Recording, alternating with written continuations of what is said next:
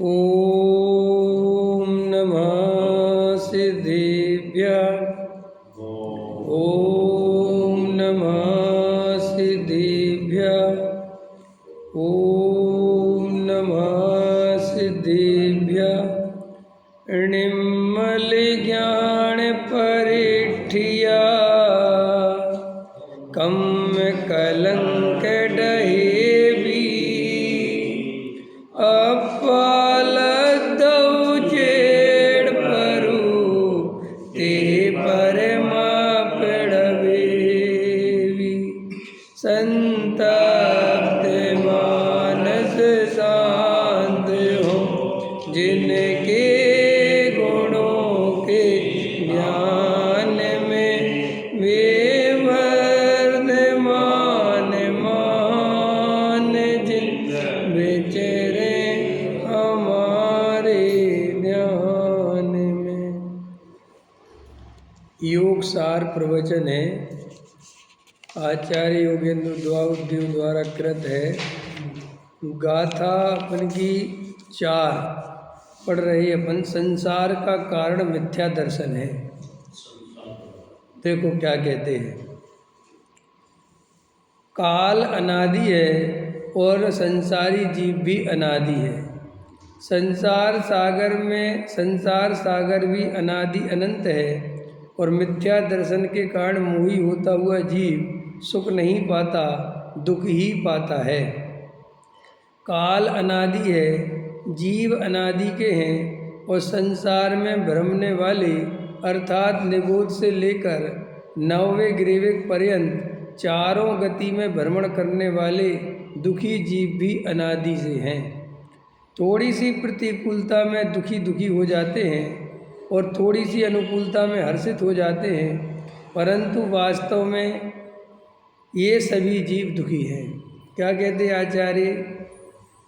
जो भी जीव मिथ्या दृष्टि हैं, जिन्हें अपने आत्म तत्व की खबर नहीं है, वे जीव गारंटी से दुखी हैं। और वो 4 गति परिभ्रमण चल रहा है और चारों गतियों में दुख ही दुख भरा पड़ा हुआ है। समझ में आया? सब जीव दुखी हैं। अपन को वर्तमान पर्याय में तन्मय होने के कारण पूरा भव और आगामी पर्यायों की चिंता नहीं है, खबर नहीं है। लेकिन हम आज के नहीं हैं, अनादि काल से हैं। अनंत काल बीत गया है। ये बिल्कुल परम सत्य है। ये बात मिथ्या दर्शन के कारण स्वीकार नहीं होती अपने को, लेकिन रियल है। अपन निगोद से यात्रा करते करते यहाँ तक पहुँचे हैं। 84 लाख योनियों में अपना जन्म मरण हुआ है। अपन ने वे सब पर्यायें धारण करी हैं जिनको देखकर अपन भी नाक से कोड़ते हैं। और अगर इस मिथ्या दर्शन का अभाव नहीं किया तो कुछ ही काल में वापस उन्हीं पर्यायों में गमन हो जाएगा। ये बात गप्प नहीं है, लेकिन मिथ्या दर्शन के कारण गप्प जैसी लगती है। समझ में आया कि नहीं आया है? क्योंकि कुछ याद नहीं है ना, कुछ अनुभव नहीं है, कुछ पता नहीं है।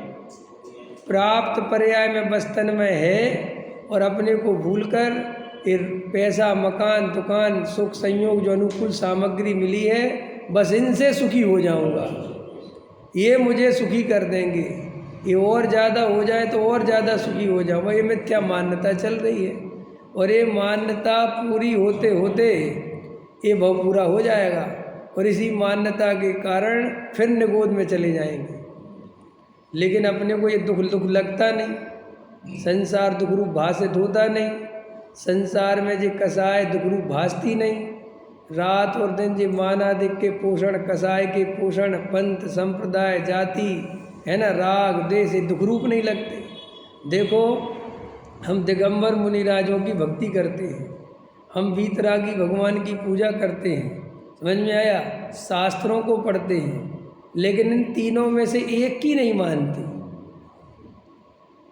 जबकि ये तो 3 है ना, देव, शास्त्र, गुरु, और तीनों एक ही बात कह रहे हैं कि संसार में सुख नहीं है, और अपन तीनों में से किसी की नहीं मानते। मुनिराज अपने लिए कह रहे हैं कि संसार में उनको शुभ भाव भी भट्टी के समान लग रहा है। क्या मुनिराज को अशुभ भाव तो होता नहीं, शुभ भाव होता है। और जब वे छठवें गुणस्थान में आते हैं तो छठवां गुणस्थान में उनको कैसा लगता है? भट्टी में जलने के समान। और हमारे लिए विषय कसाय के परिणाम, राग द्वेष के परिणाम, मायाचारी के परिणाम, झूठ फरेब के परिणाम, मानादिक के परिणाम, नहीं समझ में आया? मानादिक के पोषण के लिए छल कपट करने के परिणाम, पैसा कमाने के लिए झूठ फरेब करने के काम, हमें ये काम दुख रूप नहीं लग रहे है। बेटा हमारी सुन नहीं रहा, अब हमारी अवज्ञा कर रहा है, हमारी आज्ञा में नहीं चल रहा है, पत्नी को जरा सा कुछ कह दो तो दो बात सुनने को तैयार नहीं है, हैं?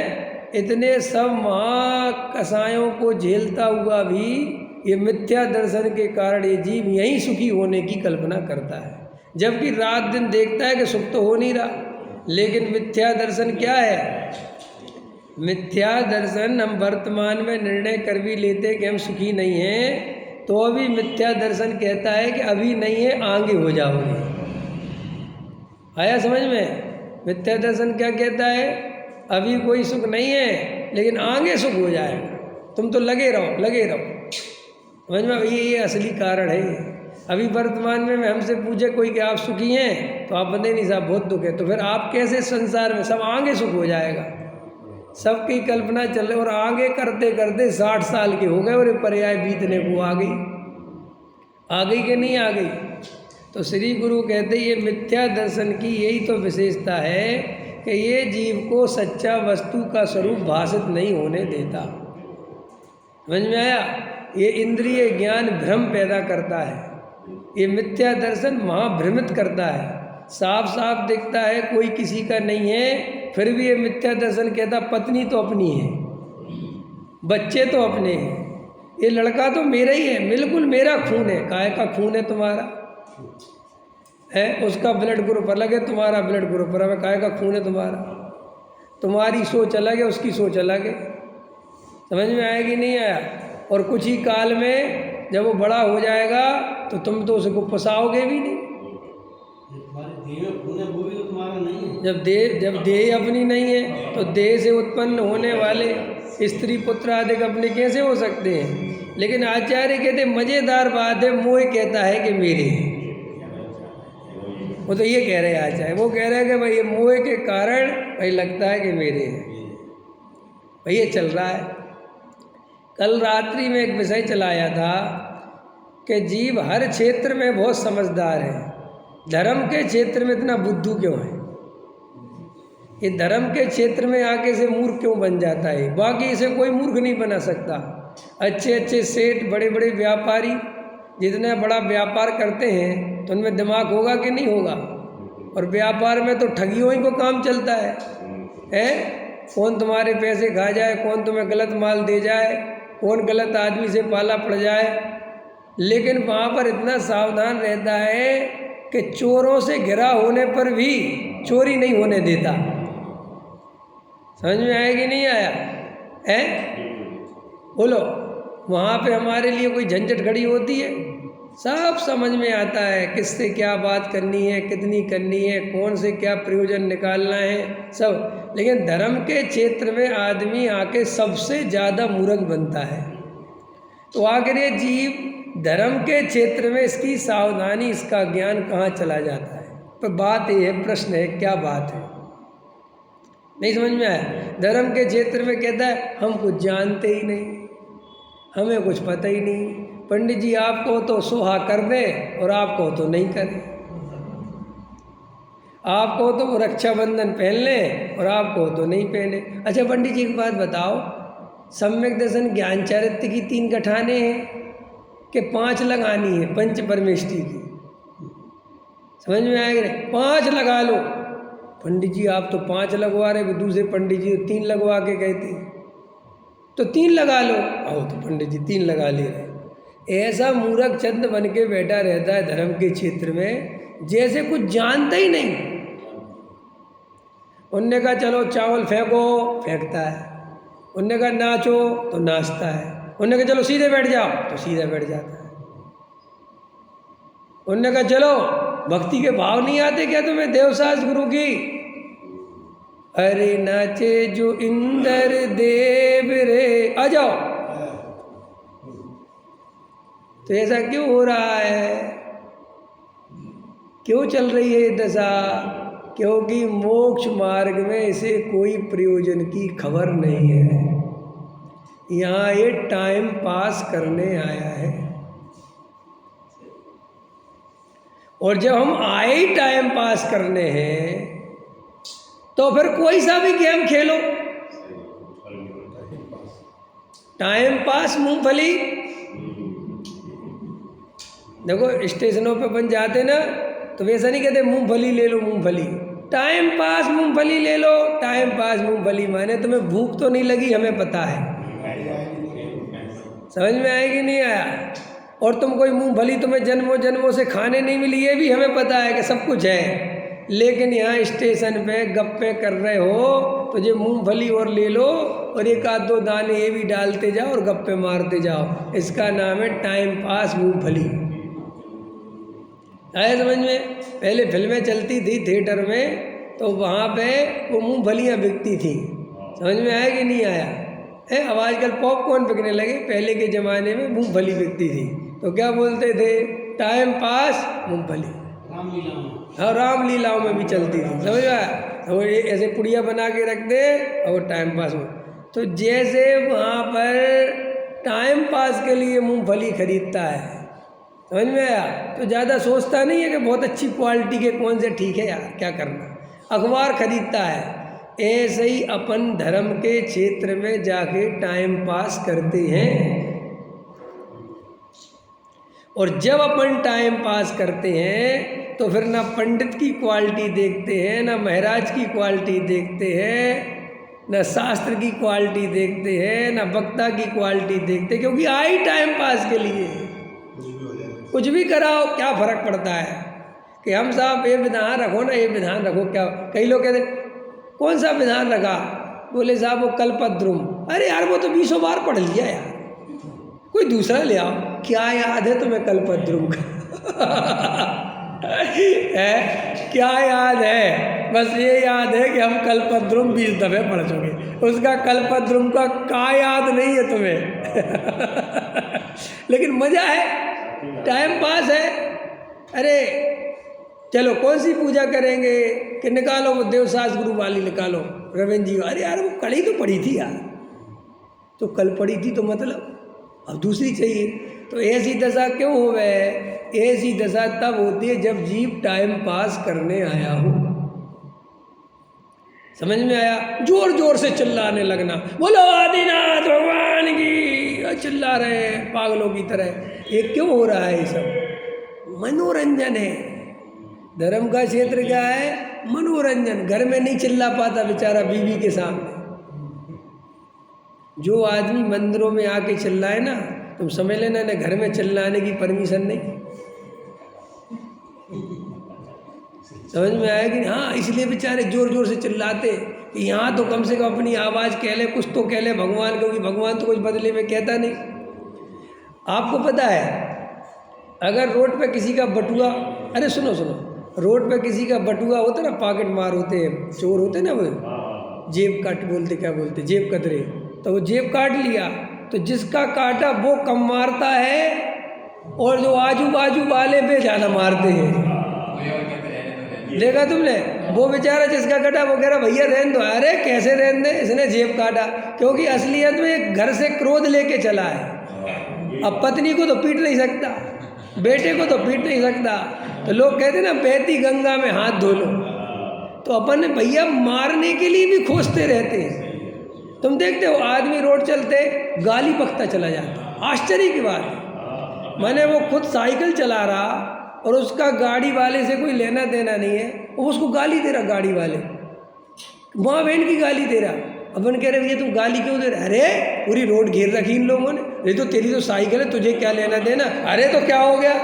हमें पता क्यों है? उसके अंदर क्रोध भरा पड़ा है। अब क्या करें? वो कितने लोग हैं बेमतलब की निंदा करते रहते हैं, गाली देते रहते हैं, चुगली करते रहते हैं, और उनसे कोई खड़े होकर पूछे क्या कह रहा है तू, क्या कह रहा है? अरे भाई साहब मैं तो आपसे कुछ कहा ही नहीं। मैं तो किसी और से कहते यहाँ कौन है, भाई साहब मैं तो एक चिड़िया से कह रहा था। अब क्या करें, क्योंकि अब आफत आ गई ना सामने।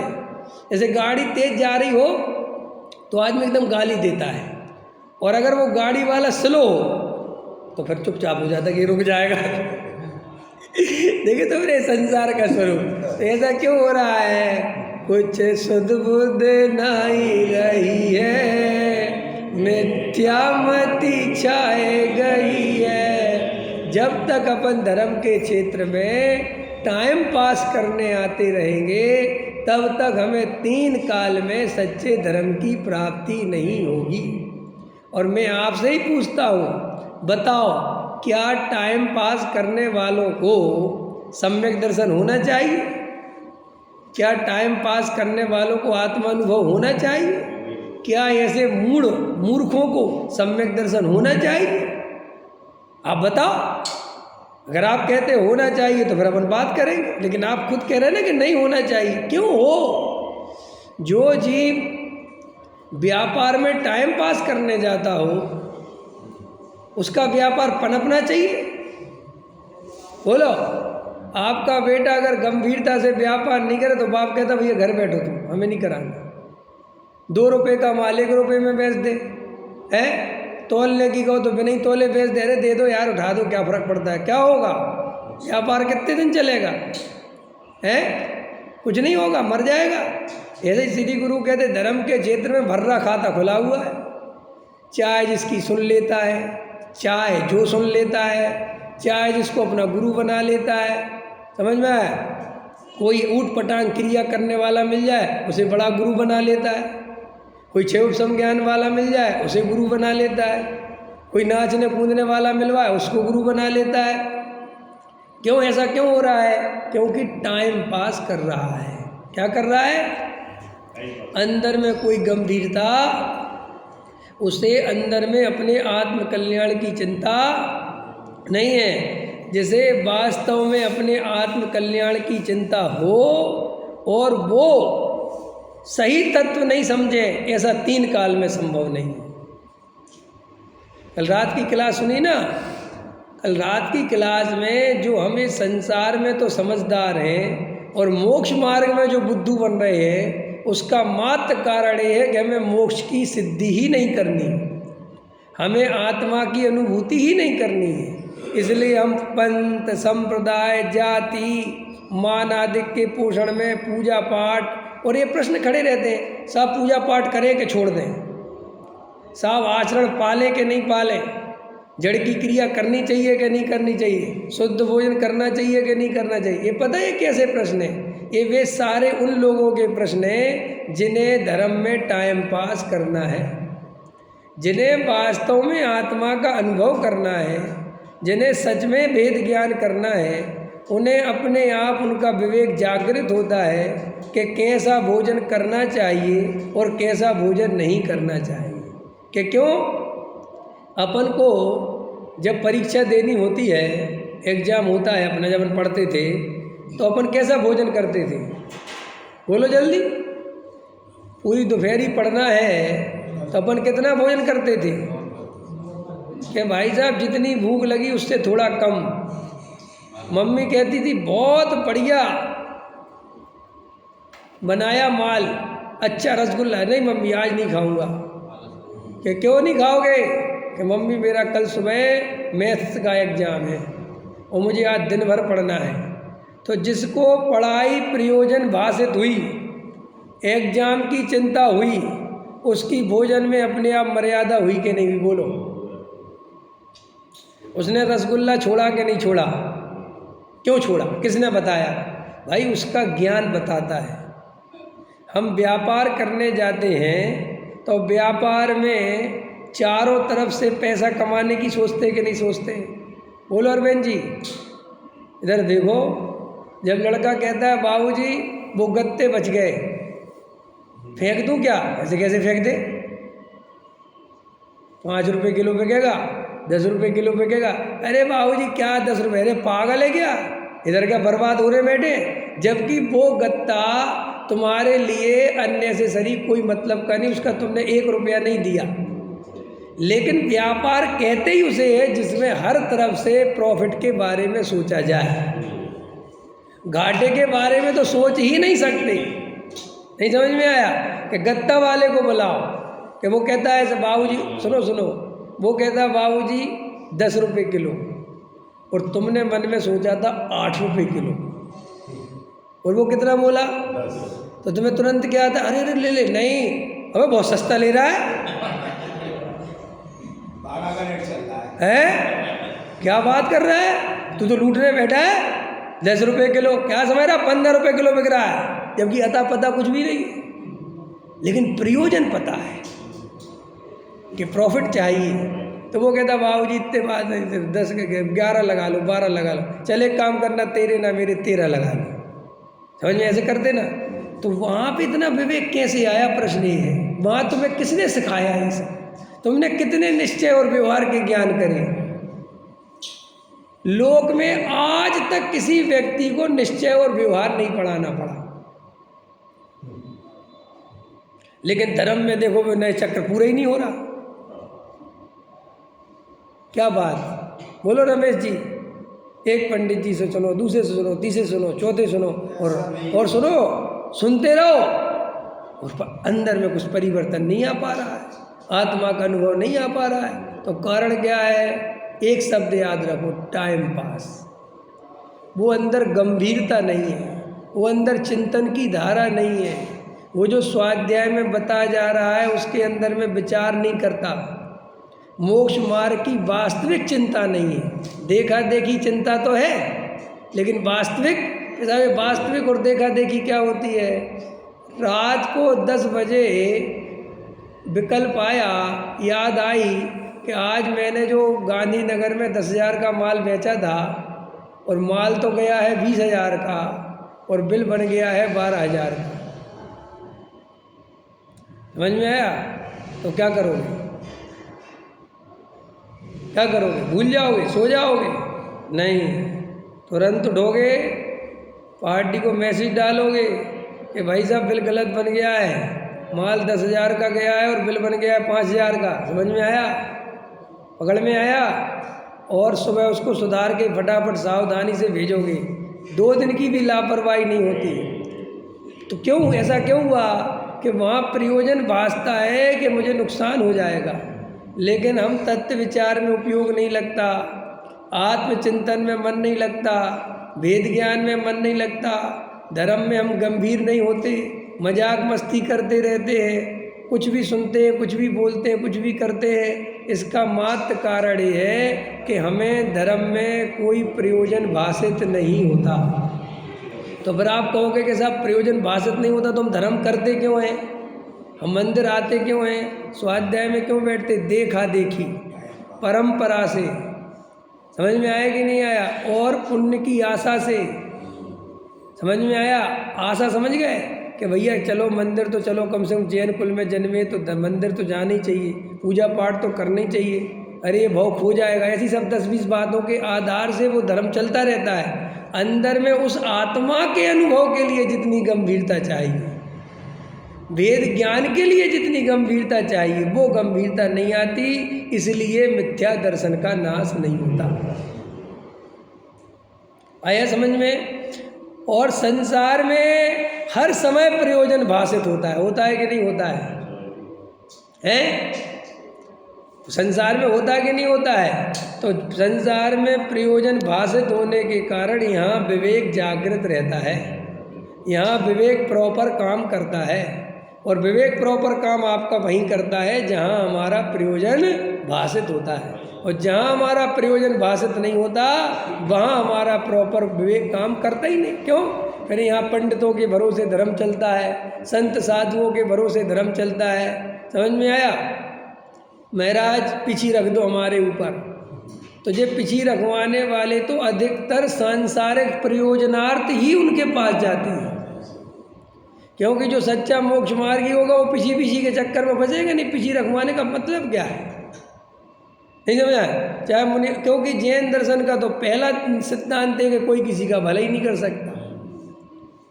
समझ में आया कि नहीं? और मुनिराज का जो आशीर्वाद है वो तो यही है, धर्म वृद्धिरस्तु, धर्म की प्राप्ति हो, धर्म मिल गया हो तो उसकी वृद्धि हो, धन की प्राप्ति हो, धन की वृद्धि हो। ऐसा कोई साधु अगर आशीर्वाद देता है तो वो सच्चा साधु ही नहीं है, क्योंकि जिस साधु ने खुद ही धन का त्याग कर दिया वो धन बढ़ाने का आशीर्वाद कैसे दे सकता है?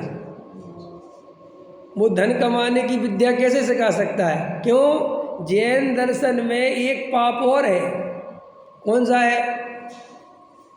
वो 3 तरह होता है ना, कृत कारित। तो जैन दर्शन में एक तीसरा पाप है अनुमोदना का, और अनुमोदना का पाप कोई छोटा मोटा नहीं है। वो कहते उतना ही बराबरी का है जितना करना है। तो जो संत साधु खुद घर गृहस्थी छोड़ चुके, खुद ने घर नहीं बसाया, समझ में आया कि नहीं आया, खुद ने धन आदि छोड़ दिए, वे किसी को धन बढ़ाने का आशीर्वाद, धन कमाने का आशीर्वाद, घर गृहस्थी बसाव का आशीर्वाद कैसे दे सकते हैं? नहीं समझ में आया? मुनिराज तो नित्य वैराग्य का उपदेश देते हैं। वे तो संसारी जीवों को संसार में से सुख बुद्धि छुड़ाते हैं। कोई भोला जीव, संसारी जीव उनके पास जाता है, कोई सेठ जाता है तो कहते हे सेठ, कहाँ तू इस संसार में फंस रहा है? भव के अभाव की विधि सीख, आत्मा का अनुभव कर, तत्व निर्णय कर, सम्यक दर्शन की प्राप्ति कर। ये मुनिराज का उपदेश तो ये होता है। और मुनिराज लाल कपड़ा टांग लो, पीला टांग लो, नीला टांग लो, काला टांग लो, तुम्हारी दुकान चलने लगेगी, तुम्हारा पैसा बढ़ने लगे, और बढ़ने लगे तो तुम्हारे आश्रम में दे जाना।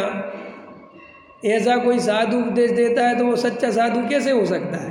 ये तो कॉमन सेंस की बात है ना भाई साहब, जो समझने की बात। लेकिन चूंकि संसारी जीव को केवल और केवल सांसारिक प्रयोजन साधना है और महामिथ्या दृष्टि है, इसलिए वो तो ना साधु को देखता है, ना पंडित को देखता है, न जिनेंद्र देव की प्रतिमा को देखता है, न वीतरागता को देखता है। वो तो केवल अपने सांसारिक प्रयोजन को देखता है।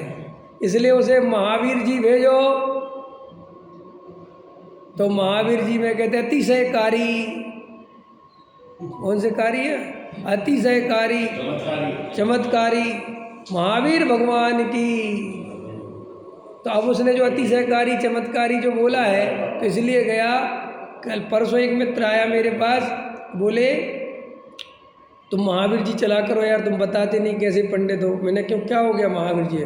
बोले भाई साहब महावीर जी हर महीने जाया करो, भयंकर पैसा बढ़ता है। ये जितने सेठ हैं ये सब हर महीने महावीर जी जाके पैसे वाले हो गए।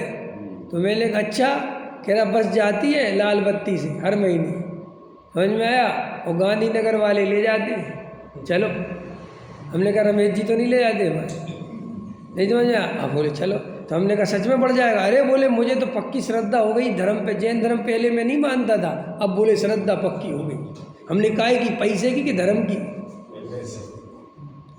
तो संसारी जीव प्रयोजन, केवल उसका सांसारिक प्रयोजन होने से उसे वीतरागी भगवान में वीतरागता नहीं दिखती। उसे वीतरागी भगवान में भी तुम मेरे राग की पूर्ति करोगे ये दिखता है। बोलो तुम मुझे पैसा दोगे, चांदनपुर वाले महावीरा बेटा दे दो, समझ में? अपुत्र को भले पुत्र कीने, उसको तो वीतरागी भगवान में दिखता है। और गलती से दिगंबर मुनिराज जो वीतरागी होते हैं उनके पास भी जावे तो उनसे कहता है महाराज पिछी रख दो मेरे ऊपर। कि क्यों रखवानी तेरे को पिछी? कि महाराज पीछे हमने पता करा था, 3 लोग आपके पास आए थे, आपने जब से उनके ऊपर पिछी रखी तब से उनकी दुकान दिन दुगनी रात चौगनी चल रही।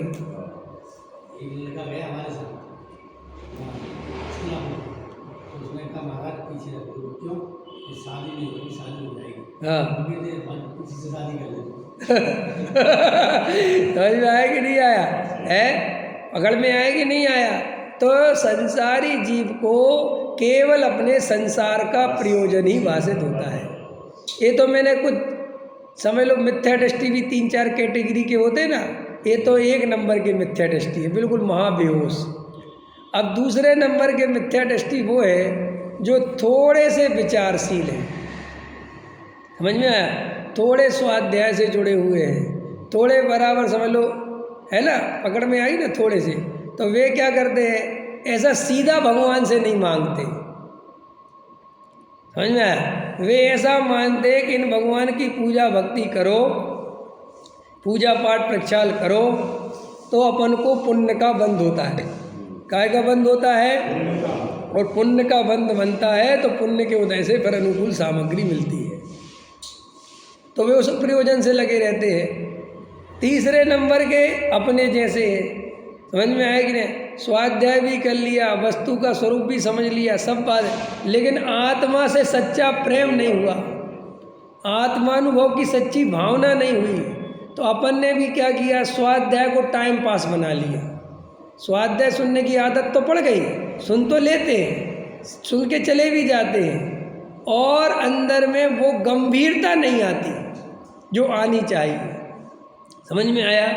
तो वो गंभीरता नहीं आने से वो संसार में तो चतुर रहता है, लेकिन मोक्ष मार्ग में मूर्ख बनता है। और फिर वो मूर्ख बनाने वाले अपनी मान्यता से बनने वाले, बनाने क्या वाले, फिर बस उसमें क्या करेगा? कोई क्रिया कांड वाले को पकड़ लेगा। समझ में आया? कभी कोई कहेगा परिणाम संभालना चाहिए, परिणाम का ध्यान रखना चाहिए, तो परिणाम की तरफ झुक जाएगा। फिर कोई समझाएगा कि परिणाम का कर्ता जीव है ही नहीं। अगर आप अपने को परिणाम का कर्ता मानोगे तो ये तो महामिथ्यात्व है, तो एकदम स्वच्छंदी हो जाएगा। समझ में आया? कुछ नहीं, परिणाम छोड़ो। कोई कहेगा कि जड़ की क्रिया में धर्म नहीं, तो एकदम छोड़ो, आज से मंदिर ही नहीं जाना। और कोई कहेगा नहीं तुम मंदिर नहीं जाए, तुमसे बड़ा पापी कोई नहीं है, तो फिर मंदिर जाने लगे। तो ये फुटबॉल क्यों बना हुआ है? ये फुटबॉल इसलिए बना हुआ है कि इसको अंदर में स्वयं का कोई अनुभव नहीं है। और अनुभव क्यों नहीं है रमेश जी? अनुभव कोई आसमान से नहीं टूट के आता, अनुभव स्वयं करना पड़ता है। जो करने को राजी नहीं है, तत्व विचार करने को राजी नहीं है। किसी ने कहा रात का पानी छोड़ दो, छोड़ दिया। किसी ने कहा ये करना छोड़ दो, छोड़ दिया। अता पता कुछ है नहीं। क्योंकि जो बाहर का चारित्र है वो तो अंदर की लीनता से आता है। अगर तुम्हें बाहर का चारित्र पालना ही है तो अंदर की स्थिरता बढ़ाओ, क्योंकि अंदर की स्थिरता बढ़ेगी तो वो सम्यक चारित्र आएगा। नहीं समझ में आया? अब गर्मी तो पूरी लग रही तुम्हारे लिए, परेशान बहुत हो रहे, आकुल व्याकुल हो रहे, हम पंखा नहीं चलाएंगे, तो इससे कोई चारित्र थोड़ी आ जाएगा, इससे तो आर्त रौद्र ध्यान आएगा। आए समझ में? आपने भोजन छोड़ दिया, हम तो भोजन नहीं करेंगे, आज उपवास करेंगे। क्यों नहीं करोगे? आज अष्टमी है, तो भोजन छोड़ने से चारित्र थोड़ी आ जाएगा। भोजन छोड़ दिया, आत्मस्थिरता है नहीं तो आकुलता आएगी, और आकुलता तो गारंटी से कर्म बंधन का कारण है। कर्म बंधन का नहीं, पाप बंध का कारण है, क्योंकि आर्त रौद्र ध्यान से पुण्य नहीं बनता। कल ही एक मैसेज था, किसी ग्रंथ का वर्णन था, उसमें तो बहुत अच्छा लिखा था कि जो व्यक्ति अपनी प्रशंसा के लिए दान देता है, कोई आगम ग्रंथ का वाक्य था, अभी मैं भूल गया हूँ, जो व्यक्ति अपनी प्रशंसा आदि के लिए, मान आदि के लिए दान देता है, उसे नियम से पाप का बंध होता है, पुण्य का बंध होता ही नहीं। क्यों? क्योंकि अभिप्राय ही खोटा है। अभिप्राय में जिसके मानादिक का पोषण करने का भाव हो, ऐसा जीव पुण्य बंध कैसे करेगा बताओ आप? और अपन अंदर हाथ पर रख के देखो, अधिकतर दान मान के लिए ही दिए जाते हैं। अगर उन्हें पद नहीं दो, प्रतिष्ठा नहीं दो, सम्मान नहीं दो, तो किसी की जेब से आप 5100 रुपये नहीं निकाल सकते। ये तुम्हारे इंद्र बनाओ, ये करो, वो करो, ये सब कहाँ से आ गया? ये बड़े कलश की स्थापना, ये कलश की स्थापना, वो कलश की स्थापना। क्यों? कि आदमी को पैसा तभी निकाल सकते हैं जब उसे तुम थोड़ा मंच माला माइक दो, समझ में आया? और फिर अपन ऐसी परिणति होते हुए सम्यक दर्शन की कामना करते हैं, सम्यक दर्शन की भावना भाते हैं, तो ऐसी परिणति में सम्यक दर्शन कैसे आएगा बताओ? भाई तो हम सबको गहराई से विचार करना चाहिए ना कि भाई अपन को या तो ऐसे ही मर जाना है जैसे चल रहा है, तो वो बताओ, और अगर वास्तव में सम्यक दर्शन करना है तो वो बताओ। और धर्म के नाम पे अगर अपने को टाइम पास करना है तो करते रहो भैया, जो चल रहा है चलाते रहो, कुछ फर्क तो पड़ता नहीं। लेकिन ये भव तो चला जाएगा, और ये भव गया तो अनंत दुख प्रारंभ होने वाला ही है, और इसी भव में ही हो रहा है दुख। कौन सा दुख पर सुख है? अभी थोड़ी अनुकूलता है बस पुण्य के उदय से, और जे अनुकूलता तो अंजलि समझल जवानी क्षीण होती जा रही है ना। काल की काली घटा पर एक क्षण मडरा रही, किंतु पल पल विषय तृष्णा तरुण होती जा रही। बोलो, यही है ना असली। अंजलि में रखा हुआ जल कितनी देर ठहरेगा?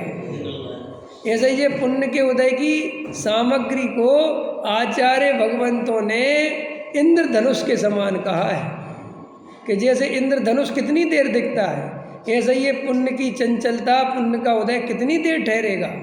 और अगर इसमें आत्म तत्व को नहीं पहचाना तो फिर नगर नरक निगोदों बीच निर्णय होंगे ये सर्वेश, फिर वहाँ पड़े रहेंगे अपन। तो आत्म तत्व में गंभीरता नहीं होने के कारण ये गलतियाँ हो रही हैं। तो जो कल की क्लास में चर्चा आई थी कि साहब क्या खाना, क्या पीना, क्या करना, ये सब दूसरों से मत सीखो, ये दूसरों की नकलें मत करो, दूसरों के हिसाब से मत चलो, अपना विवेक स्वयं जागृत करो। दुनिया में हर व्यक्ति की अपनी अपनी स्थितियां हैं। वज्रसेन जी, एक आदमी ऐसा है जिसको चाय पी के नींद आती है, और एक आदमी ऐसा है चाय पी ले तो नींद नहीं आती। अब बोलो किसको आदर्श बनाना चाहिए? एक आदमी ऐसा है कि उपवास करता है तो उसका स्वाध्याय में बहुत मन लगता है, समझ में आया? और एक आदमी ऐसा उपवास करे तो स्वाध्याय में मन बिल्कुल नहीं लगता। अब क्या करना चाहिए भाई? अपने ज्ञान और अपने विवेक से जियो। अगर आपको लगता है कि मैं जिस दिन भोजन नहीं करता मेरी आराधना बहुत बढ़िया होती है, बहुत अच्छा, खत्म बात। चाहे सारी दुनिया भोजन करती हो तो भी तुम छोड़ना। और अगर तुम्हें लगता है मैं जिस दिन भोजन नहीं करता उस दिन मेरे परिणाम बहुत बिगड़ते हैं, मुझे तो भोजन ही भोजन दिखाई देता है, तो बात खत्म हो गई। भोजन करेंगे, ये सारी दुनिया उपवास करते हो, करने दो, उससे क्या फ़र्क पड़ता है? क्योंकि धर्म दुनिया के हिसाब से नहीं होता, यही तो समझना है। आपने मुनिराजों का जीवन देखा। एक तो क्या है कि मुनिराजों के संगों में कोई बहुत सारे लोग गए नहीं, रहे नहीं, तो कुछ अता पता नहीं है। मैं तो बहुत रहा मुनिराजों के संगों में, देखना कभी कोई मुनिराज आहारों के लिए निकलते हैं और कोई नहीं निकलते। जैसे मान के चलो 50 मुनिराज का संग है, तो कभी कभी ऐसा होता है कि 25 मुनिराज, 20 मुनिराज आहारों के लिए नहीं निकले और 30 निकल गए, और बड़े आचार्य निकल गए और छोटे मुनिराज नहीं निकले। तो सब कहते कि जी क्या हुआ, छोटे मुनिराज क्यों नहीं निकले? तो बोले आज उनका उपवास, आज उनको विकल्प नहीं आया। वे ये नहीं सोचते कि बड़े मुनिराज निकल गए तो हमें भी निकल जाना चाहिए। ऐसी एक दूसरे की नकल नहीं करते मुनिराज। इतने बड़े बड़े संघ होते हैं, वे एक दूसरे के पीछे नहीं भागते, अपना निर्णय स्वयं रखते हैं। उनको लगता है कि आज आत्मलीनता बहुत है तो नहीं जाते, विकल्प नहीं आता तो नहीं जाते, अथवा कोई प्रायश्चित लिया हो तो नहीं जाते। और दूसरे मुनिराज उनको देख के नहीं रुकते, चले जाते हैं। लेकिन अपन क्या करते हैं? पूरे टाइम नकलें करते हैं। एक भाई मिले क्या, वो तो अभी भी है, मिलते ही रहते हैं। तो पहले वो पत्ता गोभी नहीं खाते थे, समझ में आया? तो हमने एक दिन, हम कहीं बैठे होंगे साथ में, तो कोई पत्ता गोभी बना होगा, जो भी हुआ, मैंने तो पत्ता गोभी नहीं, बहुत दोष होता है सब, पत्ता गोभी नहीं खाना चाहिए। हमने कहा अच्छा ठीक है। मैंने कहा मैं तो खाता हूँ, तो मैं तो खा लिया, उन्होंने नहीं खाया। फिर कदाचित कभी 2, 4, 6 महीने बाद फिर कोई प्रसंग बना होगा, तो वो पत्ता गोभी खा रहे थे। तो मुझे एकदम क्लिक हुआ, मैं कहा तुम तो पत्ता गोभी नहीं खाते, ये पत्ता गोभी में दोष होता है, तुमने बताया था। उल्टा मैं छोड़ने की तैयारी कर रहा था।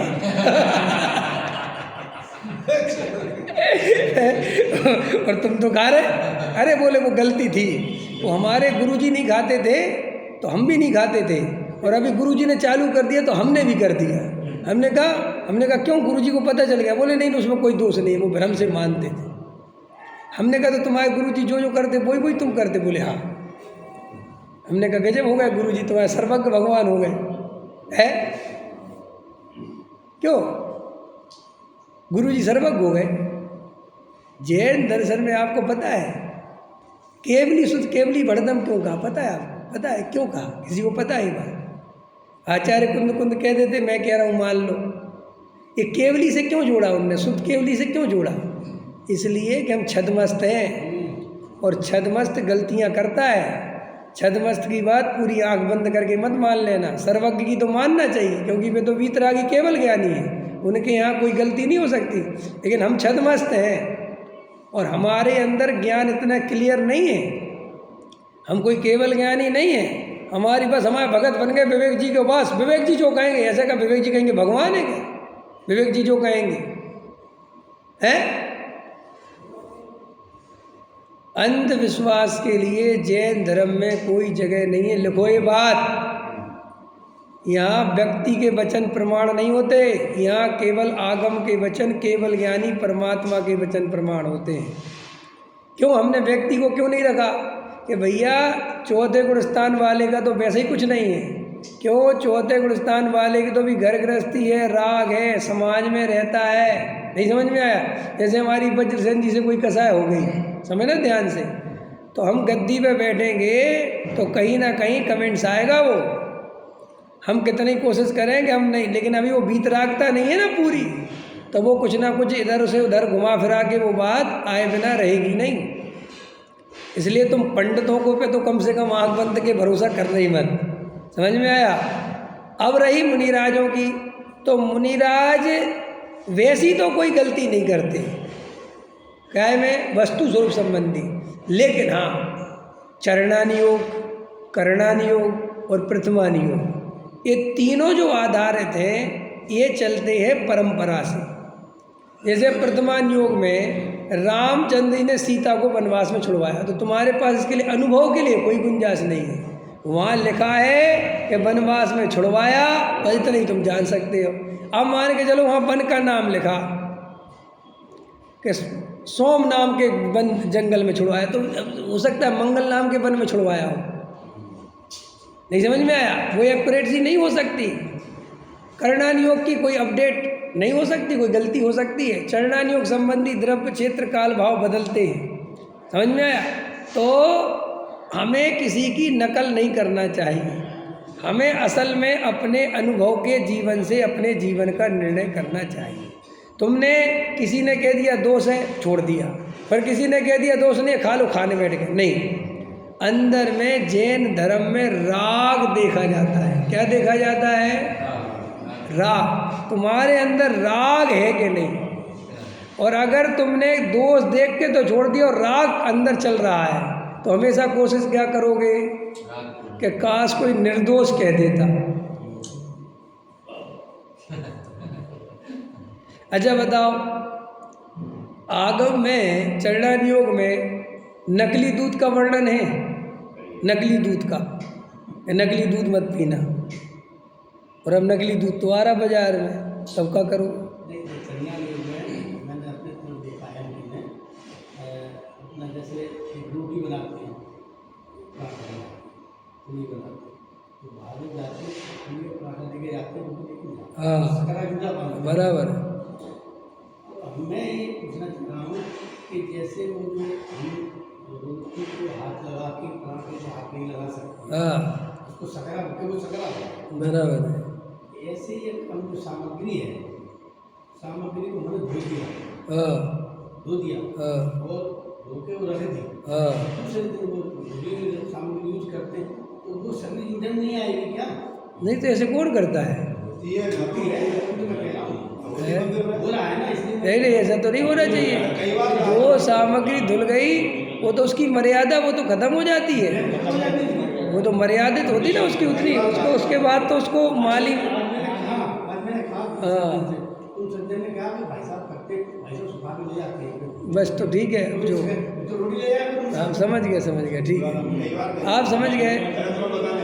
मेरा कहने का मतलब ये है, और समझ गए, ठीक है हम सब समझ गए। हमारा कहने मतलब ये है कि देखो भाई, हम किसी को कुछ रोक तो सकते नहीं, सबकी अपनी अपनी धारणाएं मान्यताएं जो चलनी चला, लेकिन हमें अपना विवेक स्वयं का जागृत रखना चाहिए। तुम लकीर के फ़कीर मत बनो।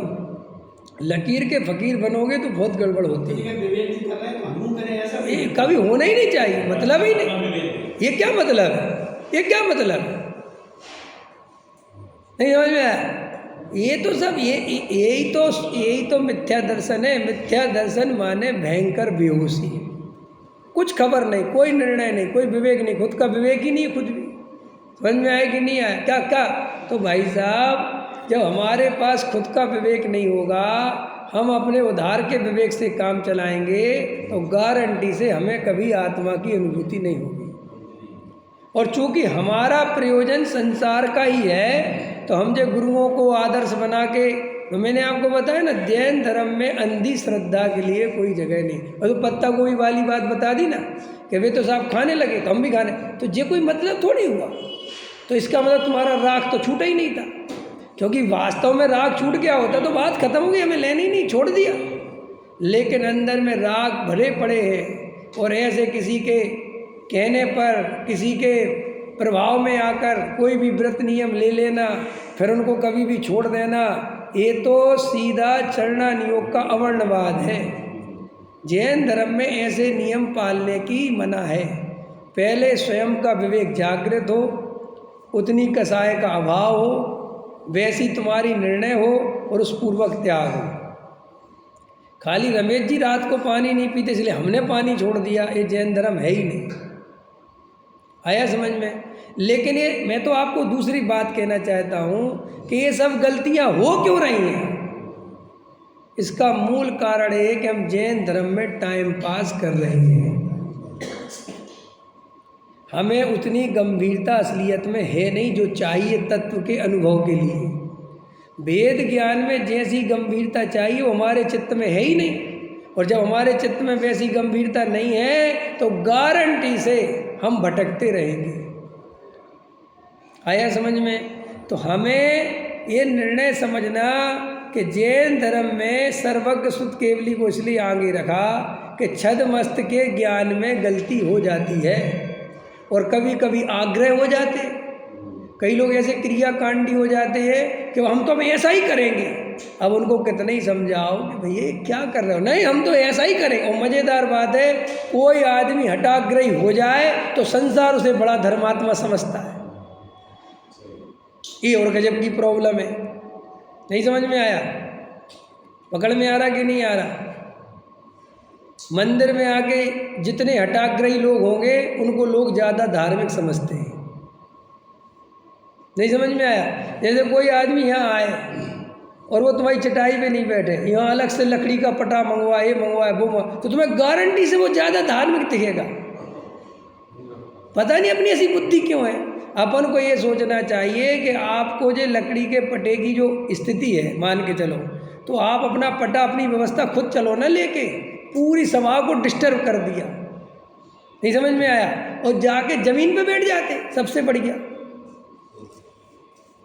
नहीं समझ में आया? कोई पूजा में सबसे आगे एकदम हम ही प्रतिमा उठाएंगे तो अपन को बड़ा वो धार्मिक दिखने लगता है, लेकिन वो धार्मिक नहीं है, हठाग्रह है वो। जिन शासन में ऐसे काम नहीं चलता, बहुत सहज सरल सौम्य होना चाहिए।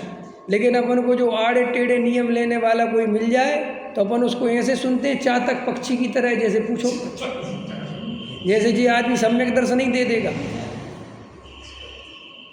कि क्यों तुमने इनको क्यों क्यों क्यों इनको क्यों माना। बताया आपको, ये बहुत बड़े गुरुजी है। किस आधार से? कि जी ऐसी क्रिया पालते इनकी जैसी कोई नहीं पालता। अगर हमारे अंदर ऐसी मान्यता है, सुनो सुनो, अरे सुनो, अगर हमारे अंदर ऐसी मान्यता है तो हम व्यवहारियों से भी गए गुजरे हैं। क्योंकि व्यवहारियों में भी पता, छोटा साधु बड़ा साधु किसके आधार पे होता है? क्रियाकांड के आधार पर।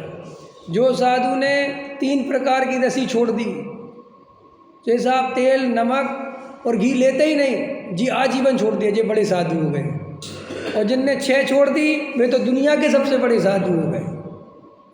लेकिन मुझे ये समझ में नहीं आया, 6 रसों के त्याग करने से तुम्हें कौन सा आत्मा अनुभव हो जाएगा? भाई उन रसों का त्याग तुमने किया, तुम्हें क्या मिल जाएगा उससे? और अगर तुम्हें उससे मिल ही जाता है, मान के चलो, तो सबसे अच्छे तो वीतरागी भगवान है, तो मैं नहीं से ले लो सब कुछ, क्योंकि इनने तो पूरे संसार का ही त्याग कर दिया, रोटी खाने का ही त्याग कर दिया। नहीं समझ में आया? क्योंकि ये भगवान भी कुछ नहीं बोल रहे और वे भी कुछ नहीं बोल रहे, और वे बोल रहे तो त्यागी व्रत के बारे में बोल रहे कि त्याग व्रत करो, त्याग व्रत करो, त्याग व्रत करो, और तुम बड़े प्रसन्न हो रहे, वाह वाह वाह वाह। तो संयम इतना प्यारा लगता है, तो फिर वो संयम ले क्यों नहीं लेते? खाली बोल बोल के टाइम पास करके चले जाते हो, फिर ज्यों के त्यों हो जाते हैं। अगर इतनी बात जम गई तो करो ना उसको फॉलो। फिर नहीं नहीं नहीं नहीं, वो तो अभी हमसे हो नहीं पाएगा, ये हम भावना भाते। भैया ये सब अविद्या के मूल हैं, ये सब समझ में आए, संसार के मूल कारण है ये सब। ऐसे ये सब अपने को ठगना।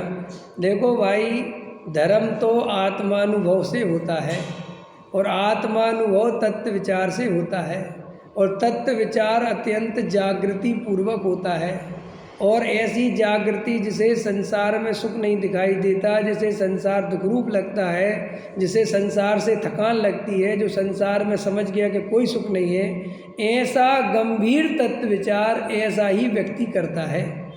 और जो अभी धर्म के क्षेत्र में आके मजाक कर रहा है, टाइम पास कर रहा है, इसकी निंदा उसकी चुगली इसका वो कर करके अपना टाइम पूरा कर रहा है, उसे सम्यक दर्शन नहीं हो सकता।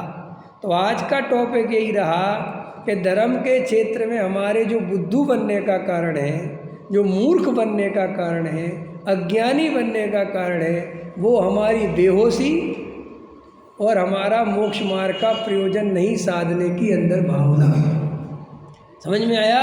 इसलिए हमें दोनों बातें नहीं होने से पंडितों से प्रश्न पूछते रहते हैं, महाराजों से पूछते रहते हैं, और वे समाधान करते रहते हैं, और हम कुछ नहीं करते। एक व्यक्ति ने पूछा, उदाहरण के लिए आपको समझा कि साहब एक प्रश्न है, क्या पूछो कि साहब मुझे बहुत अंदर से सम्यक दर्शन प्राप्त करना है, ये करना है, वो करना है। अच्छी बात है, बहुत अच्छी बात है। प्रश्न पूछो कि साहब एक बात बताओ, अन्याय अनीति अवक्ष करने वाले को सम्यक दर्शन हो सकता है कि नहीं? समझना मेरी बात, उदाहरण के लिए कि नहीं हो सकता। समझना मेरी बात, नहीं हो सकता। तो तुम्हें जब इतना बड़ा उनने जवाब दिया, तो अब तुम्हें वास्तव में अन्याय नीति अवक्ष का त्याग करना चाहिए कि नहीं करना चाहिए? समझना मेरी बात, समझना ध्यान से, बहुत गहरी बात बता रहा हूँ मैं। क्योंकि तुमने जिनसे पूछा तो उनके प्रति श्रद्धा होगी तब तो पूछा ना।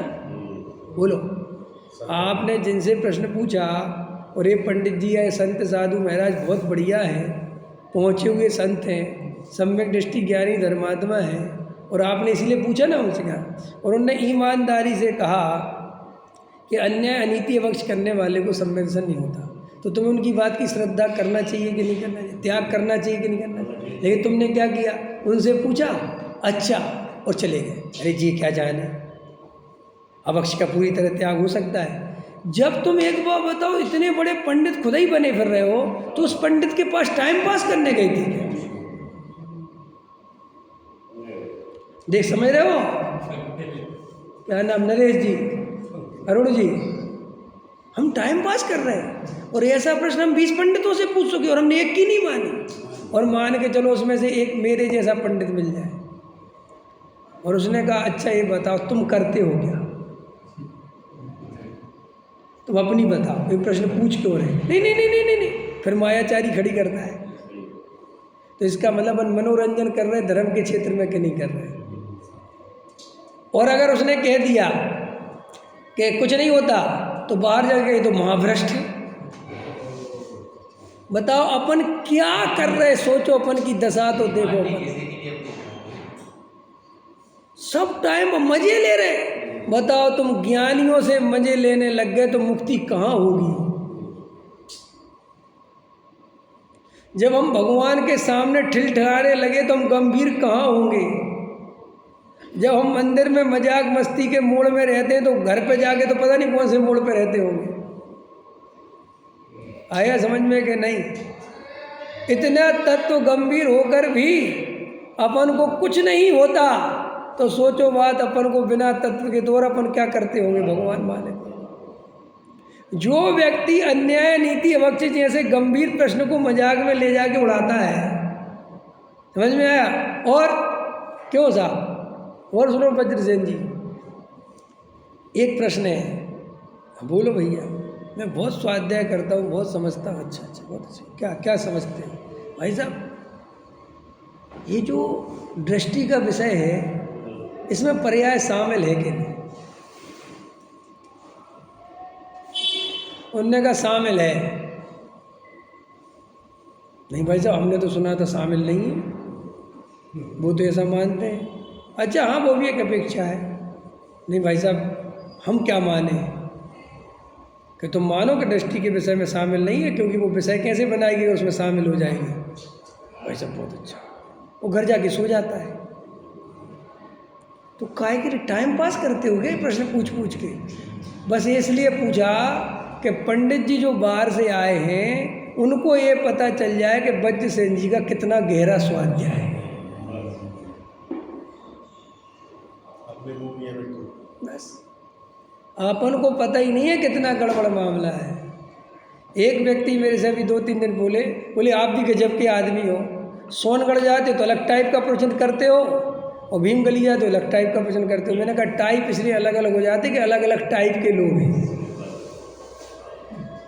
समझ में आया? सोनगढ़ में जो कमी दिखती है वहाँ की बताता हूँ, और देवगढ़ में जो कमी दिखती है वहाँ की बताता हूँ, और भीमगढ़ में जो कमी दिखती है वो बताता हूँ। समझ आया? मेरा तो काम ही है कमी बताना। भाई डॉक्टर का काम क्या है? इलाज करना। तो जहाँ जैसा मरीज वैसा इंजेक्शन लगाता है। नहीं समझ में आया? तो सेट है मामला।